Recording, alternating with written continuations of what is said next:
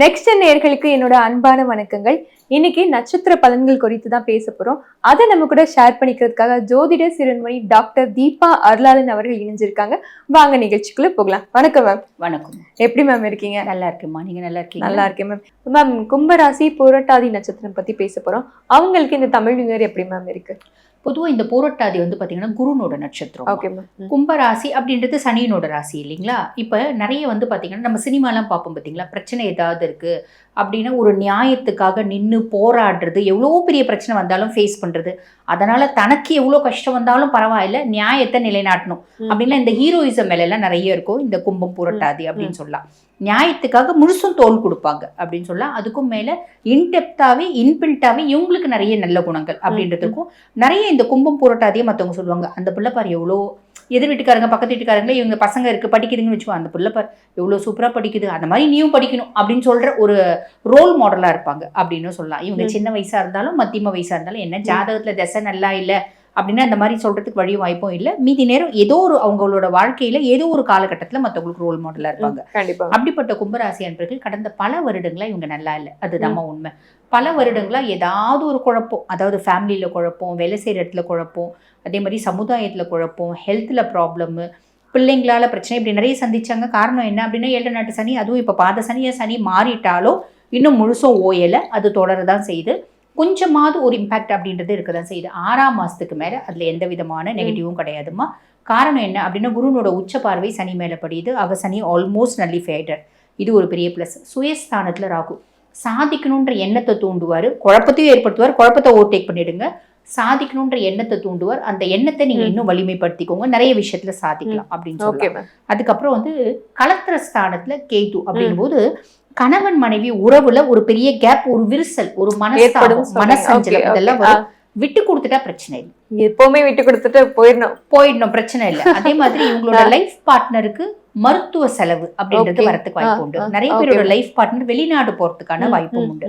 6ஆம் மாசத்துக்கு மேல குரு வந்து 6ஆம் பாவத்துல போறாரு அப்படின்னும் போது எவ்வளோ ஒரு பெரிய கடன் இருக்குது அப்படின்னாலும் நம்ம கடனை அடைக்கணும் அப்படின்னு கொஞ்சம் ட்ரை பண்ணா கூட அந்த கடனை அடைக்கிறதுக்காக ஏதோ ஒரு லூப் லைன் கிடைக்கும். கண்டிப்பா.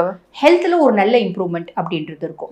அதே மாதிரி பாத்தீங்கன்னா பெருசா எதிரிகள் அப்படின்னு யாரும் இருக்கும், ஏன்னா யாரோட விஷயத்திலயும் தலையிடுறது, தலையிடாம இருக்கிற வரைக்கும் உனக்கு எதிரிகள் கிடையாது, எதிரிகள் அப்படின்றது கிடையாது அப்படின்ற விஷயம் தான். Okay ma'am. இவங்க எந்த மாதிரி கோயிலுக்கு மேம் போகணும்? சிவன் கோயிலுக்கு தான் போகணும், ஈசன் கோயில். ஏன்னா கும்பம் இல்லைங்களா, கும்பம்னா ராசியாதிபன் சனி தான். அது சனிக்கிழமை, அதுக்கும் மேலே இவங்க குருனோட நட்சத்திரம் அப்படின்றதுனால நம்ம வியாழக்கிழமை தோறும் ஈசன் கோயிலுக்கு போயிட்டு ஈசனை வழிபாடு பண்ணிட்டு, தட்சிணாமூர்த்தி அவர் வந்து பாத்தீங்கன்னா வடவாள விருட்சத்துக்கு கீழே இருப்பாரு, அவரையும் வழிபாடு பண்ணிட்டு ஒரு நெய் விளக்கு ஏத்திட்டு வர்றது அப்படின்றது நிறைய நற்பலன்கள் வருமா. அவங்களுக்கு எந்த வந்து பாத்தீங்கன்னா ஃப்ரஸ்ட்ரேஷன், ஸ்ட்ரெஸ் இதெல்லாம் இருக்கு அப்படின்னாலும் சிவன் கோயில போயிட்டு ஒரு 1/2 மணி நேரம் உட்கார்ந்தாங்க அப்படின்னாலே மனசு வந்து பெருசா ரிலீஃப் ஆகிறத அவங்களால பார்க்க முடியும். கண்டிப்பா கண்டிப்பா. இவ்வளவு நேரம் நம்ம ஒவ்வொரு ராசிக்கும் ஒவ்வொரு நட்சத்திரத்துக்கும் பேஸ் பண்ணி சொன்னோம் இல்லைங்கம்மா. என்ன நம்ம சொன்னாலும் இது வந்து கோச்சார பலன் தான், புரியுதுங்களா?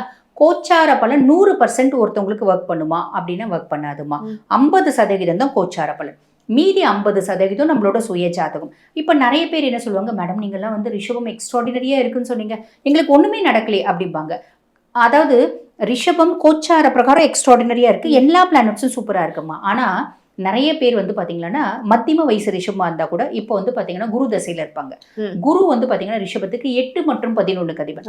அஷ்டமாதிபதியும் அவன் தான், லாபாதிபதியும் அவன் தான். உன்னை கெடுக்காம உன்னை முன்னேற்றவே மாட்டான், கண்டிப்பா நீ கெடுவ, ஏதோ ஒரு விதத்துல நீ அஃபெக்ட் ஆவ, நீ சஃபர் ஆவ அப்படின்னு சொல்லலாம்.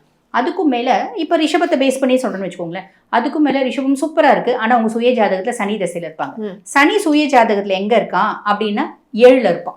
7ல இருப்பான். இந்த காலகட்டம் கணவன் மனைவிக்கு பெரிய சண்டை வந்து 2 பேரும் பிரியக்கூடிய சூழ்நிலை வரும். என்ன எல்லாரும் ரிஷபம் சூப்பரா இருக்குன்னு ஒரு ஜோதிடர் இல்லாம சொல்றீங்க, நானும் என் கணவரும் பிரிஞ்சே போயிட்டோமே, நானும் என் கணவருக்கும் நடுவுல வந்து பாத்தீங்கன்னா பெரிய இடைவெளி வந்துருச்சு, பெரிய சொல்றதே நடக்கலையே, இந்த ஜோதிடர்கள் எல்லாம் வாய்க்கு வந்ததுலாம் சொல்றாங்க அப்படின்னு சொல்லுவாங்க. ஆனா அது உண்மை என்னன்னா, ரிஷபம் அப்படின்னா எத்தனையோ கோடி மக்கள் இருக்காங்க ரிஷபராசியில. இப்ப எல்லா ரிஷபத்துக்கும் இது நடக்குமா? சுய ஜாதகமும் ஒண்ணு. சுய ஜாதகத்துல என்ன தசை நடக்குது, தசநாதன் எந்த பாவத்துல இருக்கான், தசநாதன் நல்ல பாவத்துல இருக்கானா. பொதுவாகவே ஜோதிடத்துல ஒரு விதி உண்டு, தசநாதன் செய்யாததை புத்திநாதன் செய்யான், புத்திநாதன் செய்யாததை கோச்சாரன் செய்யான் அப்படிம்பாங்க. அப்ப தசநாதன் அங்க ப்ரையாரிட்டி.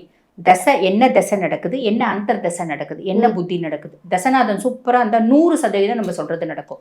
தசநாதன் மட்டமா இருக்கான் அப்படின்னா நம்ம, அதாவது மட்டமா இருக்கான்ற சென்ஸ் நல்ல பொசிஷன்ல இல்ல, இல்ல okay. அதுக்கும் மேல அவருக்கு வீடு கொடுத்தவரும் நல்லா இல்ல, நட்சத்திர சாரம் வாங்குறவரும் நல்லா இல்ல, அதுக்கும் மேல பாபரோட பார்வையெல்லாம் இருக்கு அப்படின்னா நம்மள வச்சு செய்வான். இந்த நம்ம சொன்னக்கூடிய பலன் வந்து 50% தான் நடக்கும் அப்படின்னு சொல்லலாம். ஸோ சுய ஜாதகம் பிளேஸ் அ மேஜர் பார்ட் அப்படின்றத நம்ம ஞாபகம் வச்சுக்கணுமா. கண்டிப்பா இவ்வளவு நேரம் பொறுமையா எங்களுக்காக அழகா பதில் சொன்னீங்க. நன்றி மேம். நன்றி.